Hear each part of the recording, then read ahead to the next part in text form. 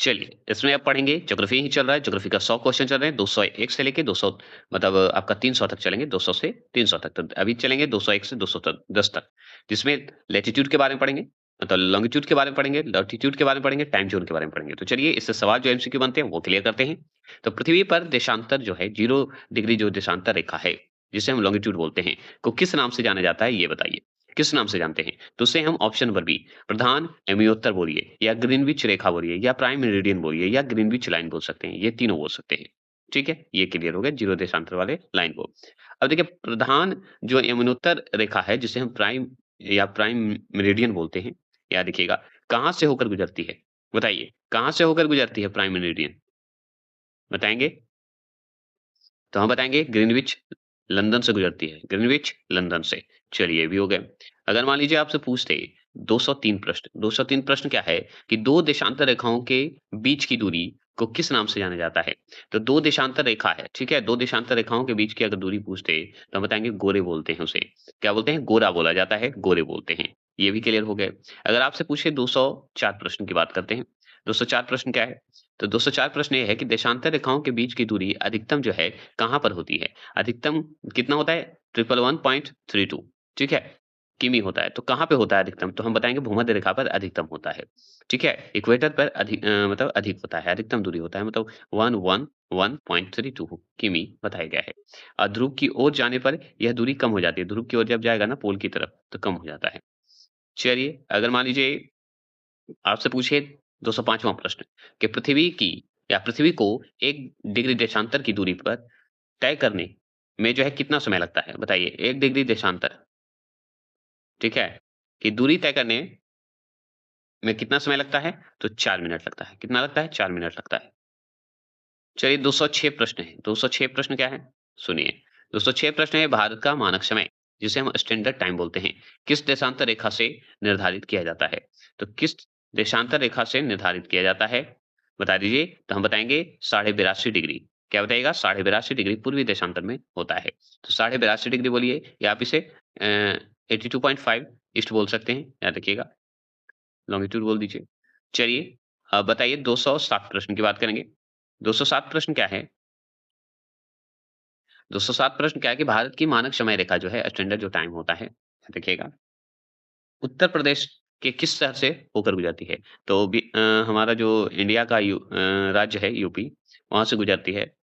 तो बताइएगा वहाँ का मिर्ज़ापुर जो जगह दिख रहे हैं, वहाँ से गुजरती है, जो कि नैनी इलाहाबाद, मिर्ज़ापुर हो जाए, चाहे नैनी हो जाए, चाहे इलाहाबाद हो जाए, ये तीनों है। इलाहाबाद को ही प्रयागराज जब बोलते हैं, तो प्रयागराज याद रखिएगा। चलिए, तो ऑप्शन नंबर सी सही होगा। स्टैंडर्ड टाइम कहाँ से गुजरती है तो पास करती है तो?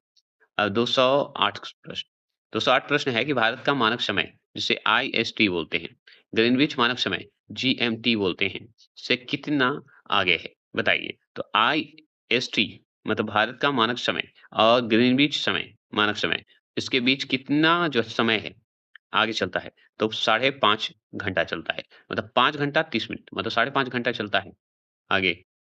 चलिए, आगे चलें। 209 प्रश्न 209 प्रश्न क्या कहता है?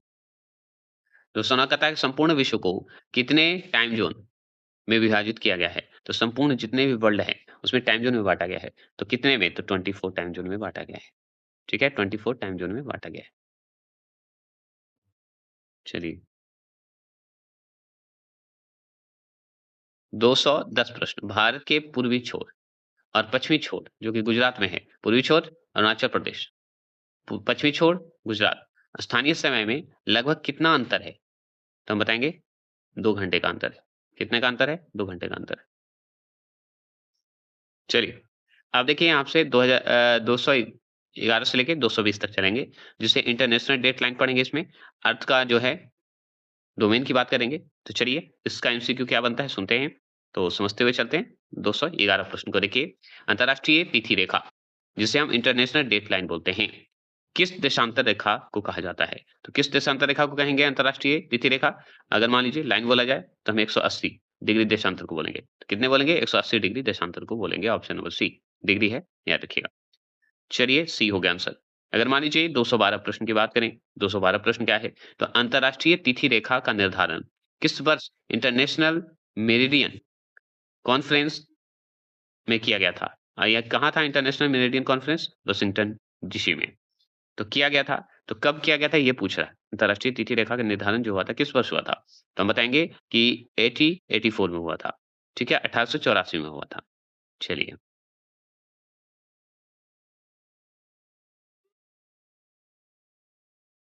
चलिए 213वां प्रश्न है। अंतर्राष्ट्रीय तिथि रेखा, जिसे हम आईडीएल बोलते हैं, इंटरनेशनल डेट लाइन, किस जल संधि के समानांतर स्थित है? कौन-सा जल संधि हुआ था? ठीक है? तो उसे हम बेरिंग जल संधि कहते हैं। क्या कहते हैं? बेरिंग जल संधि। चलिए, बेरिंग जल संधि। आगे चलेंगे, आगे बात करेंगे 214 प्रश्न। ठीक है? 214 प्रश्न क्या है सुनिए। यदि कोई व्यक्ति अंतर्राष्ट्रीय तिथि रेखा को पूरब से पश्चिम कर, ईस्ट से वेस्ट, ठीक है, की ओर पार करता है, तो क्या प्रभाव पड़ता है? बताइए। अब मान लीजिए ये वेस्ट है ईस्ट है, ठीक है? तो इधर जाना है वेस्ट की तरफ, तो क्या प्रभाव पड़ेगा? बताइए। ऊपर नॉर्थ है, इधर साउथ है। बताएँगे क्या प्रभाव पड़ेगा? ईस्ट की तरफ से जाना है वेस्ट की तरफ, तो हम बताएँगे 1 दिन कम हो जाता है। क्या होता है? 1 दिन कम आपको महसूस होगा। 1 डे इज़ लॉस्ट। चलिए, आगे चलें। आगे सवाल है 215 प्रश्न। क्या बोलेंगे? 215 प्रश्न। 215 प्रश्न है कि अंतर्राष्ट्रीय तिथि रेखा को कई स्थानों पर टेढ़ा-मेढ़ा मतलब मोड़ा क्यों गया है? तो टेढ़ा-मेढ़ा क्यों मोड़ा गया है? बताइए। तो हम बताएँगे अंतर्राष्ट्रीय तिथि रेखा में टेढ़ा-मेढ़ा हर जगह पे बताया गया है। तो क्योंकि इसलिए बताया गया है क्योंकि ऑप्शन नंबर सी इसका सही है। एक ही देश, द्वीप समूह में अलग-अलग तारीख होने से बचने के लिए, ठीक है? बचने के लिए ये किया गया है, अवॉइड करने के लिए किया गया है, याद रखिएगा। चलिए, अलग-अलग जो तारीख हैं, होने से बचने के लिए किया गया है।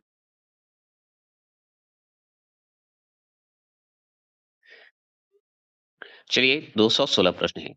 पृथ्वी के ठोस भाग को क्या कहा जाता है? ठोस भाग को क्या कहा जाता है बता दीजिए? तो हम बताएँगे स्थल मंडल कहा जाता है।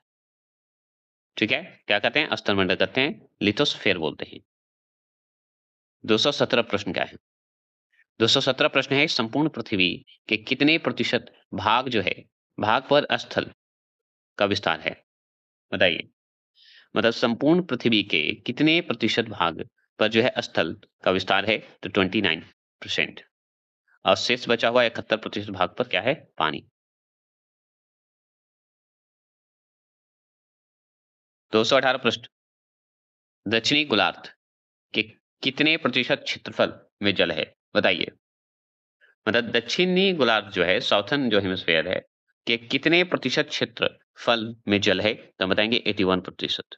81% में आपका जो है क्षेत्र में जल है, दक्षिणी गोलार्ध में होगी, साउथर्न में। उत्तरी गोलार्ध में कितना जल है? तो 61%। सोचिए। चलिए आगे चलेंगे 219, पृथ्वी पर अधिकतम ऊँचाई, मैक्सिमम हाइट किस पर्वत की है? बताइए। मैक्सिमम हाइट जो है किस पर्वत की है? तो माउंट एवरेस्ट की है। माउंट एवरेस्ट की कितनी है? तो यहाँ पे दिया हुआ है 8850। ठीक है? याद रखिएगा। चलिए,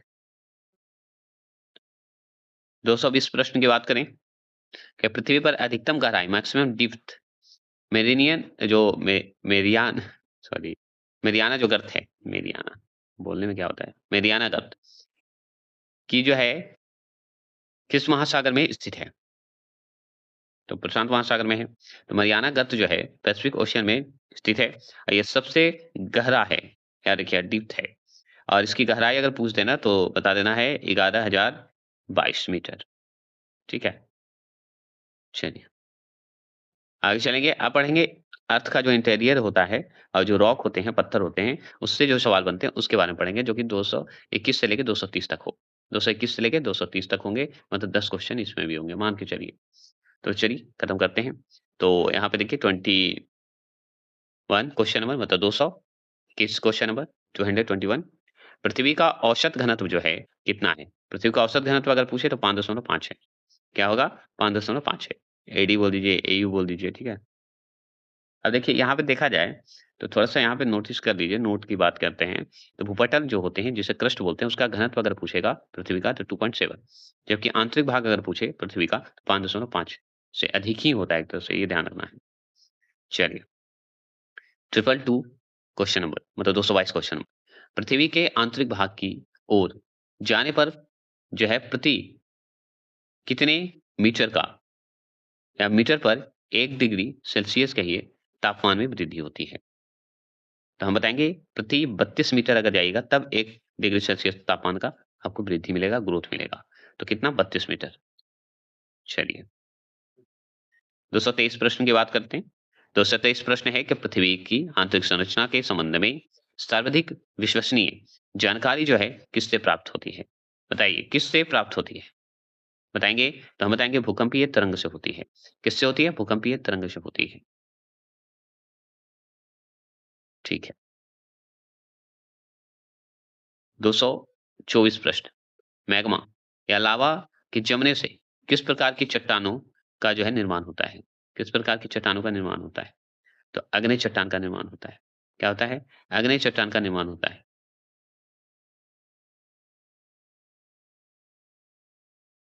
225 प्रश्न है ग्रेनाइट और बेसाल्ट किस चट्टान के उदाहरण हैं? बताइए। और बेसाल्ट जो है किस चट्टान के उदाहरण है? तो हम बताएँगे अग्नि चट्टान का उदाहरण है। किसका है? अग्नि चट्टान का उदाहरण है। चलिए 226 प्रश्न की बात करें। संगमरमर किस चट्टान का रूपांतरित रूप है? बताइए संगमरमर। संगमरमर जो है किस चट्टान का रूपांतरित रूप है? तो हम बताएँगे चूना पत्थर का। चूना पत्थर का।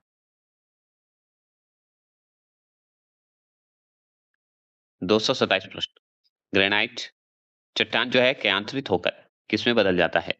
क्यांतरित होकर क्या हो जाता है? ट्रांसफॉर्म हो जाता है। तो कैसे हो जाता है? तो ये नीस में बदल जाता है। किसमें? नीस में बदल जाता है। कौन? ग्रेनाइट। एक ग्रेनाइट होता है, एक ग्रेफाइट होता है।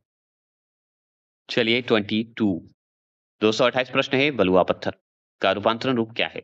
बलुआ पत्थर का रूपांतरण बताना है, रूप बताइए तो क्वार्टज बताइएगा। क्वार्टजाइट बता देंगे। क्या बताएँगे? क्वार्टज या क्वार्टजाइट बोल दीजिए। आगे चलेंगे 29 सवाल की बात करें। 29 सवाल है सैल। सैल चट्टान रूपांतरित या रूपांतरण के पश्चात क्या बन जाता है? तो जैसे ही रूपांतरित होता है क्या बन जाता है सैल? तो स्लेट बन जाएगा, सैल स्लेट बन जाएगा। Option number A. 230 प्रश्न है। 230 प्रश्न यही है कि विटामिन्स चलिए 230 प्रश्न क्या है? सुनिए 230 प्रश्न है कि बिटुमिन कोयला क्रियांत्रित होकर ठीक है किसमें परिवर्तित हो जाती है? बता सकते हैं विटामिन्स कोयला जो है क्रियांत्रित होकर किसमें परिवर्तित हो जाती है? बता सकते हैं तो बता दीजिए। तो हम बताएंगे graphite. Option number B graphite बता देंगे। ये क्लियर हो गए। आगे चलिए अर्थ अर्थ की बात करें। अर्थ का जो इंटरनल जो होता है, इंटीरियर जो होता है वो पढ़ेंगे, उसके स्ट्रक्चर के बारे में पढ़ेंगे जो कि इसमें जो सवाल है वो पढ़ेंगे 231 से लेके 240 पढ़ेंगे, ठीक है? चलिए, तो बात करते हैं 231 प्रश्न की बात करते हैं। 231 प्रश्न में है कि पृथ्वी के आंतरिक भाग को मुख्य रूप से कितनी परतों में विभाजित किया गया है? बता दीजिए। कितने परतों में विभाजित किया गया है ये बता दीजिए तो समझ जाएँगे। तो हम बताएँगे इसे हम 3 परतों में विभाजित किया गया है। कितने में? 3 परतों में विभाजित किया गया है। ठीक है? चलिए। कौन-कौन? भूपरपट्टी, आवरण और केंद्रीय ये भाग जिसे कोर बोलते हैं। मतलब क्रस्ट, मेंटल, कोर ये 3 भाग में बाँटे गए हैं। अगर चलिए 232 प्रश्न की बात करें। 232 प्रश्न है सियाल परत जो परत होते हैं, परत में किन तत्वों की प्रधानता होती है? बता सकते हैं। तो हम बताएँगे सिलिका, मैग्नीशियम की बात करते हैं। सिलिका और मैग्नीशियम की बात करेंगे। और भी बातें करें और बातें करें 233 प्रश्न। 233 प्रश्न है कि पृथ्वी के केंद्रीय भाग जिसे कोर बोलते हैं, कोर को नीफे या नीफा क्यों कहा जाता है? बता दीजिए। कोर के नीफे को निकेल और फेरस मतलब लोहा की अधिकता के कारण होता है। ठीक है? क्लियर हो गए। और भी बातें करें 234वाँ प्रश्न की बात करें। 234वाँ प्रश्न है पृथ्वी के कुल आयतन का कितना प्रतिशत हिस्सा मेंटर में शाहित समाहित है? मेंटर में समाहित है। बताइए तो 83% मेंटर में समाहित होता है 83%। च चलिए 235 प्रश्न की बात करेंगे कि पृथ्वी की भूप्रपट्टी में सर्वाधिक मात्रा में पाए जाने वाला एलिमेंट कौन-सा है बता दीजिए? तो हम बताएँगे वो है ऑक्सीजन। ठीक है? ऑक्सीजन है। इसका मात्रा कितना है भाई? 46.6% है। ये बात ना नोट कर लीजिए। चलिए आगे चलें। आगे बात करते हैं 236 प्रश्न की बात करें भूपर पट्टी में सिलिकॉन की मात्रा लगभग कितनी है? तो सिलिकॉन की मात्रा कितनी है लगभग? तो 27.7%।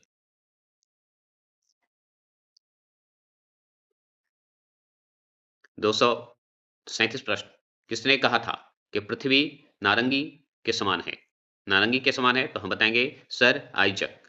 क्या बताएँगे? आइज़ैक न्यूटन ने कहा था। न्यूटन ने कहा था, डायरेक्ट सवाल ये है।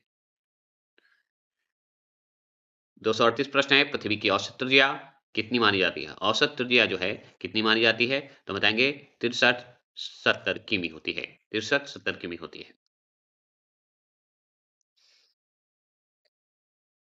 239 प्रश्न पृथ्वी के या जो केंद्रीय भाग है पृथ्वी का या पृथ्वी की केंद्रीय भाग जिसे कोर बोलते हैं संभवतः किस अवस्था में है? तो हम बताएँगे द्रव अवस्था में है या प्लास्टिक अवस्था में बताया जाता है। ये बात हो गई।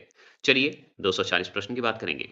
240 प्रश्न ये है कि जेम्स जीन जेम्स जीन में पृथ्वी को किसके समान बताया था? बताइए, किसके समान बताया था? तो बताएँगे नाशपाती के समय बताया था। कौन? जीन ने बताया था, नाशपाती के समय। संतरे की तरह कौन बताया था? बताइए। चलिए अर्थ कंपोज़िशन या लेयर की बात करते हैं, ठीक है? अर्थ कंपोज़िशन या लेयर की बात करें, जिसमें 241 से लेके 250 तक का है। अब इसमें जो सवाल बनते हैं, वो देखते हैं। तो सुन लीजिए कि पृथ्वी के संगठन, ठीक है? संगठन में सर्वाधिक मात्रा में संगठन बोलिए या पृथ्वी के आंतरिक जो भी भाग हैं या कंपोज़िशन है, उसमें सर्वाधिक मात्रा में पाए जाने वाला तत्व कौन-सा है? तो हम बताएँगे वो है ऑप्शन नंबर बी लोहा, आयरन, ठीक है? ये क्लियर हो गया। लोहा, आयरन और कितना प्रतिशत? 35% है। याद रखिए जबकि केवल ऊपर पट्टी में ऑक्सीजन सर्वाधिक मात्रा में, ऊपर पट्टी में क्रस्ट में अगर देखा जाए तो ऑक्सीजन सर्वाधिक है। अब देखिए 242 प्रश्न क्या है कि संपूर्ण पृथ्वी में ऑक्सीजन की मात्रा लगभग कितनी है? तो ऑक्सीजन की मात्रा कितनी है? 30% बताई जाती है। ठीक है? संपूर्ण पृथ्वी पर ऐसे 29 बताया जाता है। ऐसे 30 है तो 30 ही लगाइएगा। अगर मान लीजिए आपसे पूछे 243 प्रश्न कि आईयूजीजी के अनुसार भूप्रपट्टी मतलब अर्थ क्रस्ट की औसत मोटाई बताइए कितनी मानी गई है? बताएँगे आईयूजीजी के तहत बताएँगे तो हम बताएँगे 30 किमी बताएँगे। मोटाई कितनी बताई गई है? 30 किमी बताई गई है। चलिए 244 प्रश्न की बात करें। पृथ्वी की उत्पत्ति पृथ्वी की उत्पत्ति बोल रहा हूँ, पृथ्वी यहाँ पे 244 प्रश्न है, पृथ्वी की ऊपरी क्रस्ट को बताइए और किस नाम से जाना जाता है? तो और किस नाम से जानते हैं? श्याल के नाम से जानते हैं। क्या नाम से जानते हैं? श्याल के नाम से जानते हैं, ऑप्शन नंबर बी। चलिए इसकी तो बात हो गई 245 प्रश्न की बात करें, 245 प्रश्न क्या है? श्याल। परत का निर्माण मुख्य रूप से किन तत्वों से हुआ है? बताइए, श्याल परत का निर्माण जो है मुख्य रूप से किन तत्वों से हुआ है? तो हम बताएँगे सिलिका और एल्यूमीनियम से हुआ है। चलिए 245वाँ प्रश्न को देखेंगे। 245वाँ प्रश्न है सियाल परत का निर्माण मुख्य रूप से किन तत्वों से हुआ है? बताइए। सियाल परत का निर्माण जो हुआ है मुख्य रूप से किस मतलब कौन से तत्व से हुआ है? तो हम बताएँगे उसमें सिलिका और एल्यूमीनियम का मिक्सअप होता है। ठीक है? Option number B. ये क्लियर हो गया। अगर मान लीजिए 246 की बात करें। 246 सवाल क्या है कि ऊपरी क्रस्ट और निचले क्रस्ट की बात करें। के बीच की सीमा क्षेत्र को क्या कहते हैं? तो ऊपरी क्रस्ट और निचली क्रस्ट के बीच की सीमा क्षेत्र को हम क्या कहेंगे? उसे हम कोनार्ड असमन असंबंधत कहते हैं या आप उसे डिसकंटिन्यूटी कहते हैं। ठीक है? असंबंधत मतलब संबंध तो है नहीं, कंटिन्यूटी तो है नहीं, ये बात। तो कहाँ पे है? ये कहाँ पे है? कोनार्ड ऑप्शन नंबर बी। ये हो गया क्लियर। अगर मान लीजिए आपसे और भी पूछे 247 की बात करेंगे। 247 है क्रस्ट और मेंटल। अगर क्रस्ट और मेंटल को अलग करने वाली सीमा का रेखा क्या है? मतलब उसके बीच की जो रेखा है क्या कहलाती है? यही पूछता है। तो उसे हम मोहू बोलते हैं। मोहू डिसकंटिन्यूटी बोल दीजिए। क्लियर हो गया? कुनाड का क्या पढ़े? कुनाड का भी जस्ट बताइए क्या पढ़े? क्रस्ट और क्या था? बताइए, देख लीजिए क्रस्ट और क्या था? क्रस्ट और निचले क्रस्ट, ऊपरी क्रस्ट, निचली क्रस्ट। अब यहाँ पे क्या था? क्रस्ट और मेंटल के बीच की सीमा रेखा, मोहू कहलाता है। मोहू कह दीजिए, मोहन कह दीजिए। अब देखिए 248 सवाल यही है कि 248 क्या है कि मोह असंबंधता की गहराई लगभग कितनी है? बताइए। असंबंधता की गहराई लगभग कितनी है? तो 30 से 35 किमी है। 30 से 35 किमी है। ठीक है? 30 से 35 किमी है। चलिए ये तो हो गए। 249 सवाल की बात करते हैं। 249 सवाल क्या है कि पृथ्वी के समस्त द्रव्यमान का कितना प्रतिशत भाग मेंटल में पाया जाता है? मिंटल में पाया जाता है तो 68% जो है प्रतिशत पाया जाता है। और इसमें आयतन वॉल्यूम के अनुसार अगर देखा जाए तो 83% याद रखिएगा। तो अगर मान लीजिए कि मिंटल में पाया कितना जाता है द्रव्यमान के हिसाब से, मास के हिसाब से तो 68 और अगर पूछे वॉल्यूम के हिसाब से, आयतन के हिसाब से तो 83। ठीक है? क्लियर हो गया।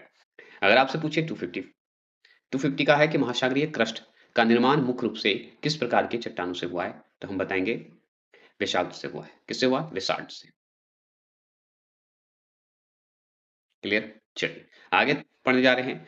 जो अर्थ का कोर होता है या अर्थ क्यों जिसे बोलते हैं, उसके बारे में जो सवाल बनते हैं, वो पढ़ेंगे। इसमें भी 10 सवाल हैं, जो आप देख सकते हैं। तो चलिए, इसमें भी 10 सवाल हम करते हैं 251 से लेके 60 तक। चलिए, 251 की बात करें, ऊपरी मेंटल और निचली मेंटल के बीच के सीमा क्षेत्र की अगर बात करें, को क्या कहते हैं? तो हम बताएँगे रेपिटी। ऊपरी मेंटल और निचली मेंटल के बीच की जो सीमा क्षेत्र है, क्या कहलाता है? ये बता सकते हैं? तो हम बताएँगे रिपीट कहेंगे, रिपीट डिसकंटिन्यूटी कहेंगे। क्या बोलेंगे? Repeat discontinuity. अच्छा, मूव जो डिसकंटिन्यूटी है, वो क्या था? वो था मेंटल और क्रस्ट के बीच की बात हो रही थी, ठीक है?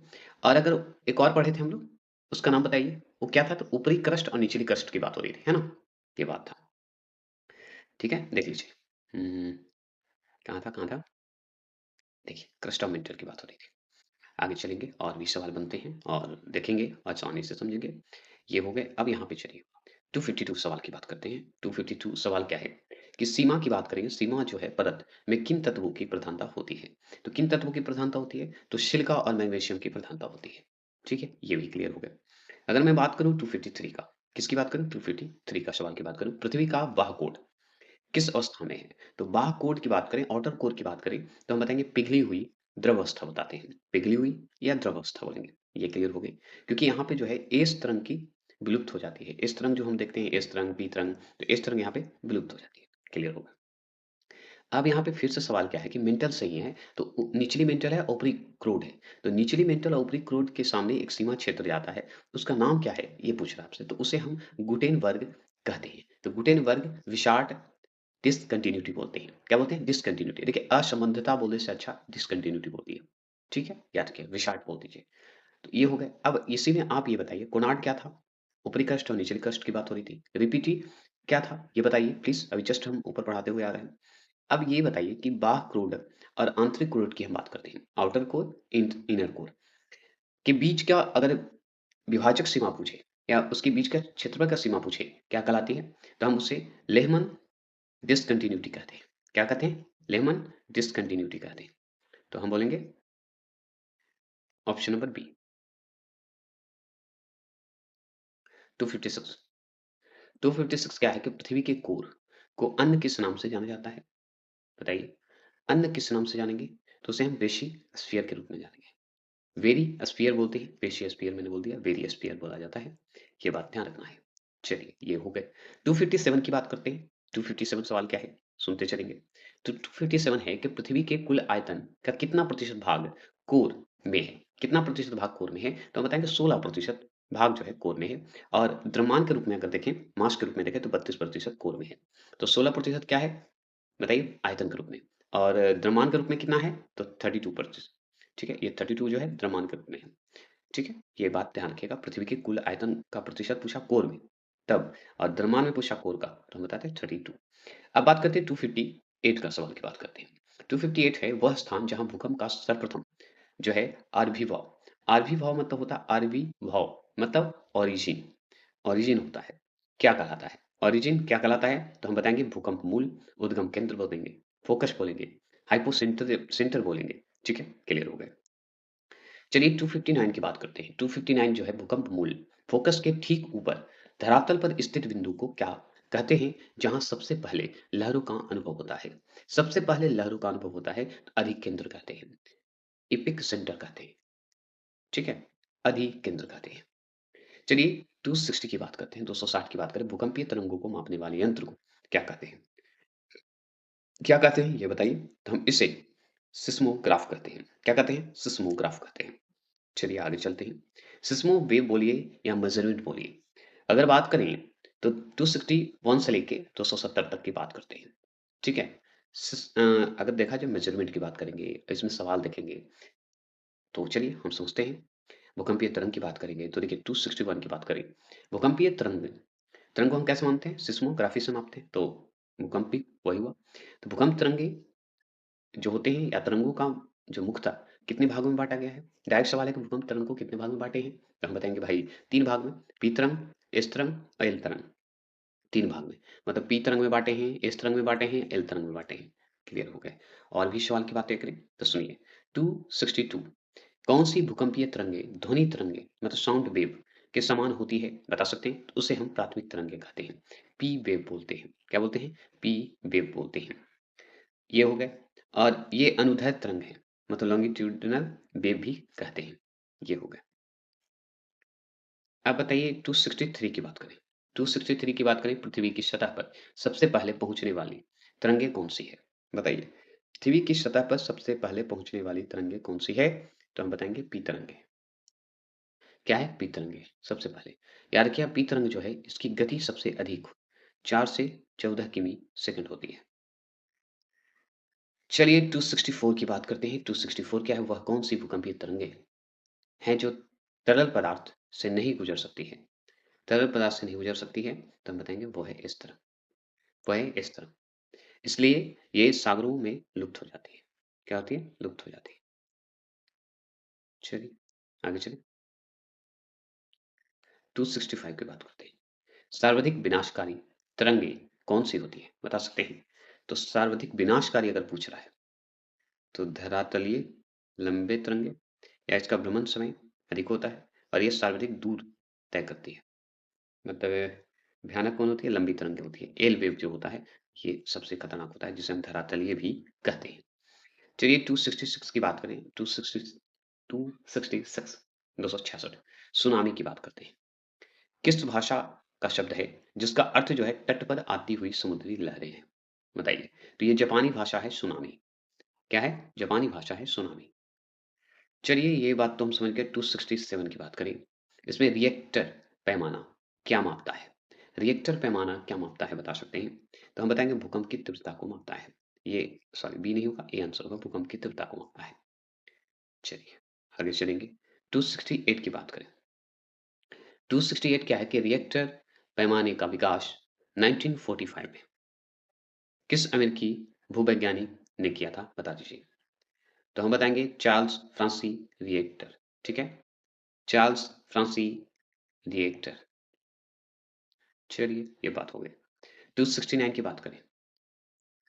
269 है कि रिएक्टर स्केल पर एक अंक की वृद्धि भूकंप की तीव्रता में कितनी वृद्धि को प्रदर्शित करती है? तो उसे 10 गुना प्रदर्शित करती है। ध्यान से सुनिएगा, रिएक्टर जो स्केल होते हैं, स्केल जो होते हैं, पर एक अंक की वृद्धि होती है। भूकंप की तीव्रता में कितनी वृद्धि को प्रदर्शित करता है? तो हम बताएँगे 10 गुना वृद्धि को प्रदर्शित करता है। ये हो गया। अगर मान लीजिए 270 की बात करें, 270 प्रश्न की बात करें भूकंप द्वारा होने वाली क्षति के आधार पर मापन जो है किस पैमाने पर किया जाता है? तो हम बताएँगे मार्केली पैमाने पर करते हैं। मार्केली पैमाने पर करते हैं।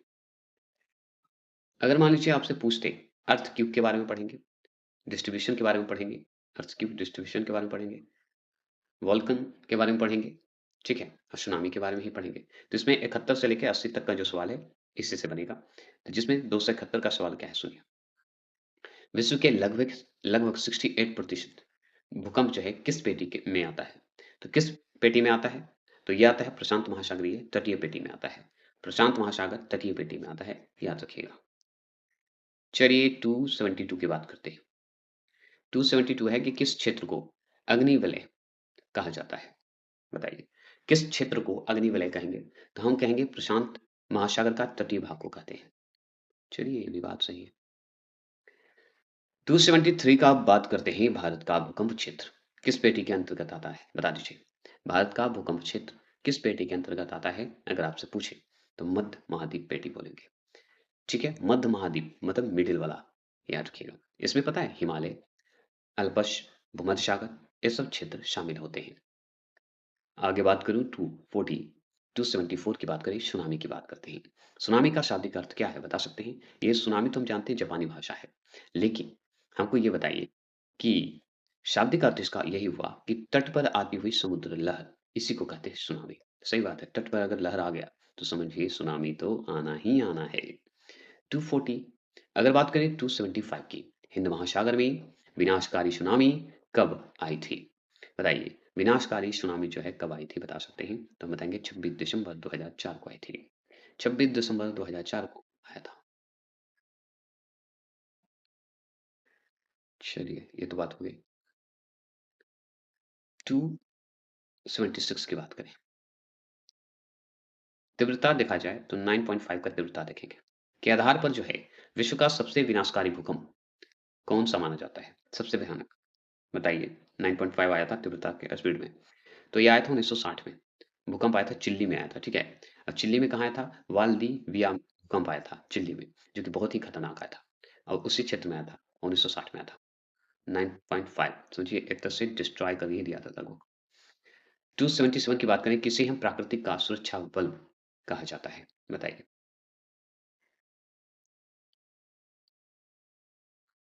बताइए, प्राकृतिक का सुरक्षा बल कहते हैं तो ज्वालामुखी कहते हैं, वोल्केनो कहते हैं।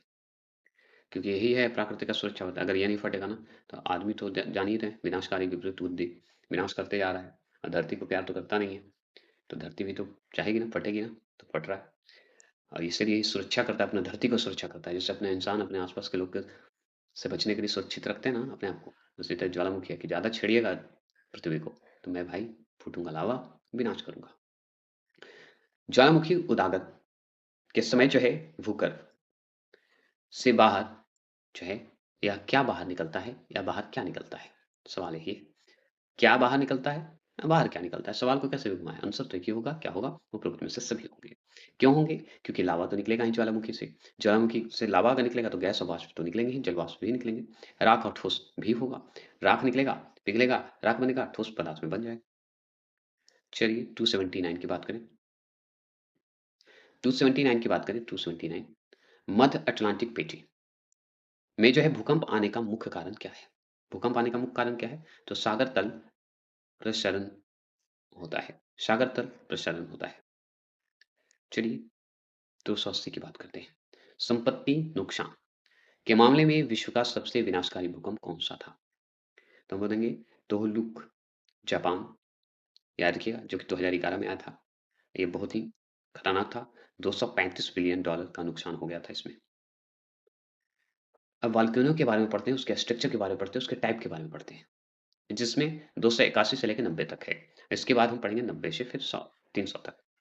अगर मान लीजिए 281 में है ज्वालामुखी उदागर के समय कौन सी गैस सर्वाधिक मात्रा में निकलती है जब ज्वालामुखी निकलती है तो हम बताएंगे उस समय जो निकलती है वो उस समय सबसे ज्यादा वाटर वेपर निकलती है, जल वाष्प निकलता है। चलिए 282 की बात करते हैं। 282 क्या है? जब ज्वालामुखी का लावा हवा में उड़कर शीघ्र ठंडा होकर ठो जो छोटे ठोस में मतलब ठोस टुकड़ों में बदल जाता है, ठोस हो जाता है, उसे क्या कहते हैं? उसे हम सिंडर कहते हैं। क्या कहते हैं? सिंडर कहते हैं। चलिए 283 की बात करें। 283 क्या है कि ज्वालामुखी विस्फोट से निकलने या निकले ठोस पदार्थ की श्रृंखला को क्या कहा जाता है? बता दीजिए। तो हम उसे टेफ्रा कहते हैं। उसे क्या कहते हैं? टेफ्रा कहते हैं। चलिए ये बात तो है। 284 की बात करें। 284 क्या है कि माउंटेन एटना और स्ट्रम्बोली किस देश के सक्रिय ज्वालामुखी हैं? बताइए। स्ट्रम्बोली और माउंट एटना जो है किस देश की सक्रिय ज्वालामुखी है? तो वो है इटली की। ठीक है? वो है इटली की। स्ट्रम्बोली लिपरी द्वीप पर स्थित है। चलिए 285 भारत का एकमात्र सक्रिय ज्वालामुखी है। कहाँ स्थित है? तो हम बताएँगे वैरन द्वीप पर है। कहाँ है? वैरन द्वीप पर है। यह जो है अंडमान सागर में स्थित है। टोकोपैक्सी टोकोपैक्सी जो है विश्व की सबसे ऊँची सक्रिय ज्वालामुखी है। ज्वालामुखी में से एक है। यह कहाँ स्थित है? तो हम बताएँगे इक्वाडोर में है। कहाँ है? इक्वाडोर में है। 287 फ्यूजियामा किस देश का एक जो है प्रसुप्त ज्वालामुखी है? मतलब डोरमेंट वोल्केनो है। क्यों है? सोया हुआ बेचारा। तो कहाँ है? जापान में है। कौन-सा है जापान में? फ्यूजियामा ज्वालामुखी है, जो कि सोया हुआ, प्रसुप्ति है, जैसे ये कहते हैं, क्या बोलते हैं? भभकते हैं ना कि मतलब सोया हुआ है, जाग सकता है, सोया हुआ है, ऐसे तरह से। चलिए 288 की बात करते हैं। 288 मतलब होता है अफ्रीका महाद्वीप का जो किलिमंजारो है। किस प्रकार का ज्वालामुखी है? किलिमंजारो जो है वहाँ पे शांत है, मृत है, मतलब ये मृत है। देखिए प्रसुप्त मतलब होता है कि सोया हुआ, कभी भी जाग सकता है, तो वो है जापान में। और किलिमंजारो जो है वो एक तरह से मृत है, शांत है, अब नहीं उठ सकता ये, जो कि तंजानिया में है, अफ्रीका के। चलिए 289 की बात करें कि ओजस डेल सलाडो ज्वालामुखी जो है किन 2 देशों की सीमा पर स्थित है? ओजस डेल सलाडो जो है एक ज्वालामुखी है जो 2 देशों के बीच में हुआ है, फटा है। तो अर्जेंटीना और चिली का सीमा पे ये है। कौन? ज्वालामुखी। अगर 2 मतलब 290 की बात करते हैं, क्रा देखिए क्राकाटाओ क्राकाटाओ ज्वालामुखी कहाँ स्थित है? क्राकाटाओ ज्वालामुखी कहाँ स्थित है? तो इंडोनेशिया में है। कहाँ है? इंडोनेशिया में स्थित है। क्लियर हो गया। अब चलिए 291 से लेके 300 तक चलते हैं, जिसमें वर्ल्ड मेजर की बात करेंगे और इसमें भी हम ज्वालामुखी की बात करेंगे थोड़ा-सा। और इसके बाद हम नेक्स्ट आएँगे जो कि धीरे-धीरे हम फिर इंडियन ज्योग्राफी पे आएँगे। इसी तरह वर्ल्ड ज्योग्राफी को खत्म करेंगे। तो आप इसी तरह लाइक करें, सब्सक्राइब करें, फॉलो करते रहेंगे तो आपके लिए बहुत ही बेहतरीन एमसीक्यू तैयार हो रहा है। ओजस डेल सलाडो ज्वालामुखी किन 2 देशों की सीमा पर स्थित है? तो ये हम जानते हैं अर्जेंटीना और चिली, ये हम जानते हैं। अभी जस्ट पढ़े, ये रिपीट क्वेश्चन है। और अगर मान लीजिए 292 की बात करें, तो 292 क्या है कि अंटार्कटिका महाद्वीप का सक्रिय जो ज्वालामुखी है, सक्रिय मतलब एक्टिव ज्वालामुखी, मतलब है, जीवित है ये, अभी भी चल रहा है। माउंट इरेबस कहाँ स्थित है? वहीं पे सक्रिय ज्वालामुखी है, वहाँ पे माउंट इरेबस है। कहाँ स्थित है? ये पूछ रहा है, तो रॉस द्वीप पर है। कहाँ है? रॉस द्वीप पर है। ये भी क्लियर हो गया। अगर आपसे पूछे 293 293 क्या है कि मोना लोआ ज्वालामुखी कहाँ स्थित है? तो मोना लोआ जो है हवाई द्वीप संयुक्त राज्य अमेरिका में है। हवाई द्वीप संयुक्त राज्य अमेरिका। 294 की बात करें, 294 क्या है? कोटोपैक्सी ज्वालामुखी किस देश में स्थित है? कोटोपैक्सी तो इक्वाडोर में है कोटोपैक्सी। 295 पोपो कैट पीटर, ठीक है? बताइए पोपो कैट पीटर ज्वालामुखी कहाँ स्थित है? तो हम बताएंगे मैक्सिको में है। कहाँ है? मैक्सिको में। पोपो कैट पीटर ज्वालामुखी कहाँ स्थित है? मैक्सिको में। 296 माउंट एटना ज्वालामुखी इटली के किस द्वीप पर स्थित है? बताइए। माउंट एटना ज्वालामुखी इटली के किस द्वीप पर स्थित है? तो हम बताएंगे सिसिली कर। कौन है? सिसिली। चलिए ये भी हो गया। 297 की बात करते हैं सवाल का। इंडोनेशिया का सेमरू सेमरू ज्वालामुखी किस द्वीप पर स्थित है? तो हम बताएंगे जावा पर है। इंडोनेशिया का सेमरू ज्वालामुखी द्वीप कहाँ स्थित है? जावा जावा पर है, ये हम जानते हैं। 298 की बात करें, अष्टम बोली अष्टम बोली बोलिए, अष्टम बोली बोलिए। ज्वालामुखी कहाँ स्थित है? बता दीजिए। तो ये है भूमध्य सागर, लिपुरी द्वीप पर है। भूमध्य सागर लिपुरी द्वीप पर है। अगर मान लीजिए 299 की बात करें, 299 है किलिमंजारो ज्वालामुखी किस देश में स्थित है? बता सकते हैं? तो हम बोलेंगे तंजानिया में स्थित है। कहाँ है? तंजानिया में स्थित है। यह अफ्रीका की सबसे ऊंची पर्वत पर भी है। यही ऊंची पर्वत पर है। और ऊंची पर्वत भी है कह दीजिए। किलिमंजारो जो है अफ्रीका का सबसे ऊंची पर्वत है तंजानिया में। बस ये भी बोल दीजिए। चलिए अब आगे 300 सवाल की बात करते हैं और अंतिम सवाल है ये। फिर यहाँ 301 से लेके 400 तक चलेंगे। इसी तरह सीरीज बाय सीरीज चल रहे हैं ज्योग्राफी का। एक-एक टॉपिक चल रहा है। इसी तरह हम सारे टॉपिक को खत्म करेंगे और अंत में आपको इसे ऐड भी करूँगा, लेकिन उससे पहले आप इस एमसीक्यू देखिए। और अगर ज्योग्राफी का थ्योरी देखना चाहते हैं तो वीडियो डाला हुआ है, आप जाके ज़रूर देखेंगे। माउंट कैमरून किस महाद्वीप का एक सक्रिय ज्वालामुखी है? माउंट कैमरून एक है जो कि किस महाद्वीप का सक्रिय ज्वालामुखी है? तो वह है अफ्रीका का। वह है अफ्रीका का, जो कि कैमरून है। चलिए, आगे चलिए और इसे हम अभी समाप्त करते हैं और नेक्स्ट टॉपिक आगे एक फिजिक्स का आने वाला है जो कि एंडिंग करूँगा। उसके बाद ही कोई वीडियो आएगा। ठीक है? तो चलिए, चलते हैं, फिर मिलते हैं। जय हिंद, जय भारत।